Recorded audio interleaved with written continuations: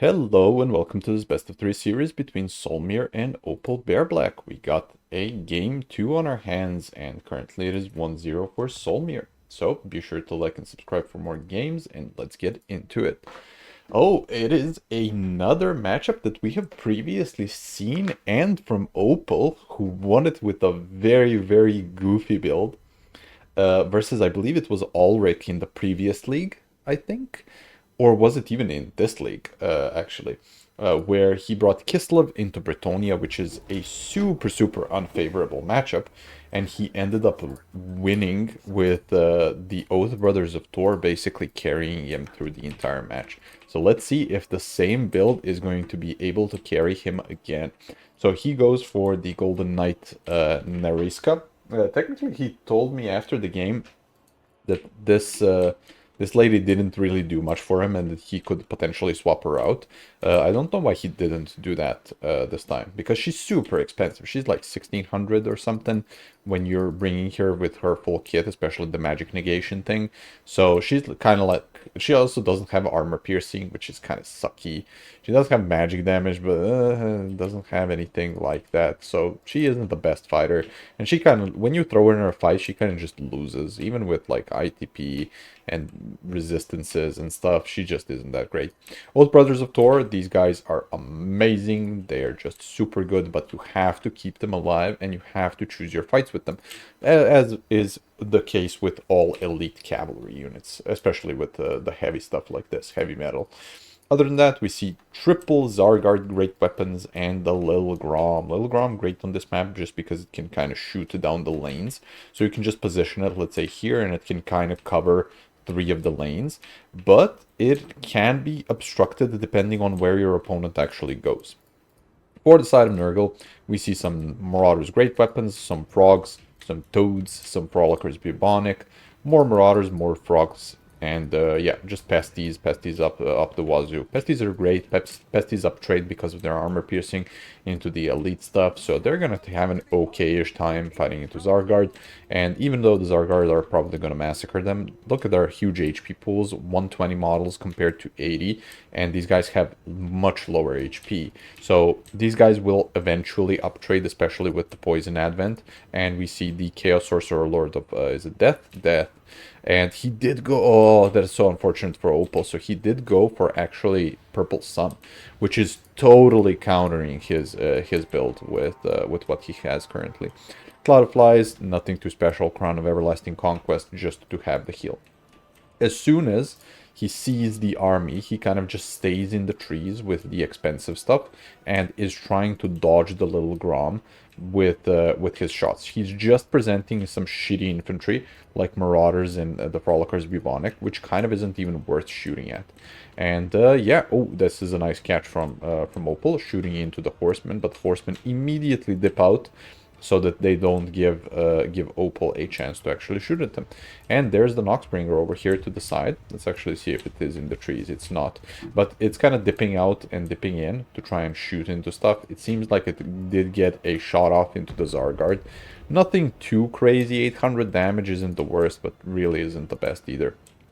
Nice shot from the Grom, doing like 2k damage almost into the Marauders. But these are, again, these are super cheap infantry that you kind of don't care for. You want to defend the toads. Like if this little Grom kind of shoots into the toads or the horsemen, that is its ideal shot. I don't think it's at all worth it to keep shooting into the Noxbringer, especially if you see, oh, nasty shot, especially if you see your opponent just dodging. Look at this. He did like 500 damage to the Noxbringer. That's nothing. Even if this little Grom keeps shooting for the entire game into the Noxbringer, it's probably not going to kill it. The only way to kill it is to surround it with stuff like the Oath Brothers and or the Golden Knight potentially just going into it. But again, Golden Knight is garbage into it potentially just because it doesn't have any armor piercing, which is so sad. Opal holding his line, but look at the damage that the Zargard are actually taking from the Noxbringer. That's so unfortunate. Zargard just getting destroyed, and they are super elite. So this thing is farming value, 600 value with 4 shots. Insane damage, insane damage. That is very much worth it, especially if it can position itself such that it doesn't take damage from Little Grom, which this kind of hill little thing should probably give it some... Yeah, there's Zargard on the other side too. So it has different targets to shoot at. Ooh, another nasty shot into the Zargard. 1.8k plus damage. So it's up to 800 damage already. They're just having a standoff, a face-off here in the middle point, trying to see who blinks first, basically.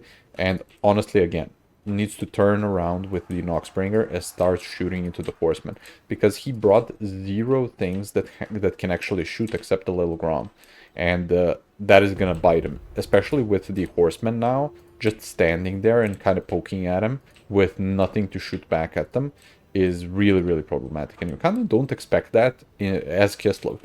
Or versus Kislev, right? You kind of just don't expect them to not have any other shooting except Little Grom. Is it even getting the shots off? No, it's kind of hitting the hill here. And the Noxbringer just has the perfect angle with standing on top of the hill. Let's actually see if there's another shot. I assume it's going to hit the rock here or something.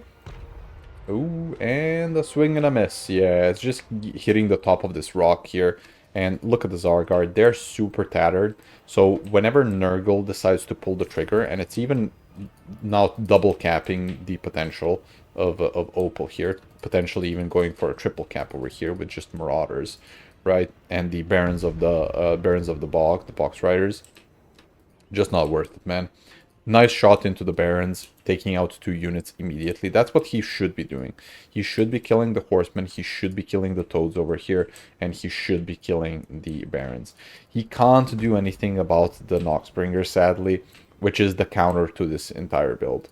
Because he can now conserve some ammo on the Noxbringer with like 5 or 6 shots left, and then just whenever the fight happens, he can continue on shooting. Deathfrost upgraded is potentially a good tech, but he should have been doing that from the start. And then shooting, this is an okay version of it, right? So if you want to go all in to potentially kill your opponent, you definitely should Deathfrost it from the start here. I don't think I've seen an additional Deathfrost here. Let's check. Let's check on the Witch. Yeah, this is 260. So she hasn't been properly doing the Deathfrost onto the Noxbringer. And there's no point Deathfrosting the Chaos Sorcerer Lord just because he has the Crown of Everlasting Conquest, which basically gives him regen. So he's not going to die, especially not to something as pitiful as Deathfrost. We also see Plague Drones of Nurgle. This is a cool tech unit, especially in this specific matchup, where you kind of want a very killy unit that does have armor piercing, and he kind of just completely countered Opal's build, honestly, in this game. He went super wide, which kind of negates the capture weight and the DPS of stuff like this, especially with having stuff like Pestigors there, and then just tar-pitting the Oath Brothers of Thor into some garbage like the Marauders of Nurgle, and then having Horsemen just shoot at them is kind of a counter to them. And then overwhelming a flank with just Barons, Plague Drones, and the... Oh, nice. It's going to be a nice shot. Oh, that is a beautiful Noxbringer shot. Destroying the Zargard. Noxbringer up to 1700 value without even getting into melee combat. And over here, as long as the Frolickers Bubonic also explode, like they have their melee damage reflection, actually, not explode, that's the other things. So they have melee damage reflection and can go into here, totally fine. Marauder Horseman bullying the Golden Knight. Golden Knight trying to get onto the Chaos Sorcerer Lord of Nurgle, but she's just tar-pitted into some garbage and not really that effective.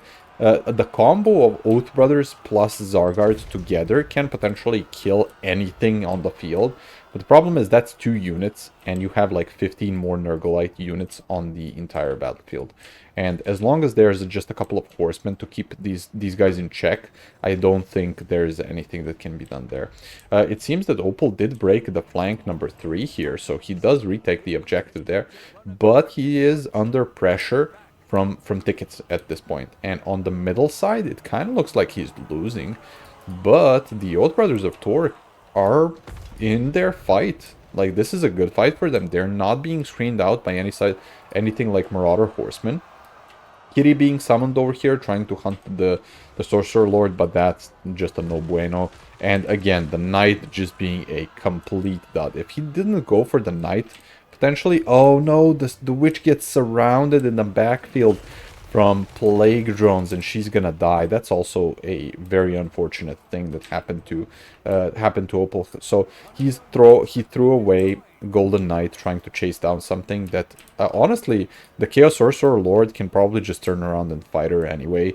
Like, even without any support, he's probably gonna win that fight just because he does have armor piercing, he does have healing, he does have a bunch of other buffs and debuffs that assist him, like the stuff like Paragon of Decay and so on. So when he just kills the knight, he should come over here and bring the Paragon of Decay onto everything. Though in the middle here, Griffin Legion charge, definitely very effective into especially the Barons. But oh no, this is a purple sun that is perfection from Solmeer. Destroying two Griffin Legion and a Griffin Legion, a Kossovite Dervish, and going into the Oath Brothers. That is so good. He even kind of I mean, these guys rout, so they kind of disengage by themselves. But with now the Chaos Sorcerer Lord in the combat fight here, as long as there's any type of chaff that is going to soak the damage from the Oath Brothers and not reveal that the Chaos Sorcerer Lord dies, I think this flank is completely dead. On the other side, will she rally? -1 leadership. Oh, she's so close to actually rallying and she goes off the battlefield. Unfortunate for Opal. A bit of a overextension into his opponent's backside. And honestly, man, like, Opal is keeping it super close with how much damage he took at the start from the Noxbringer. And Noxbringer in the backfield over here with 2 shots, 2.1k.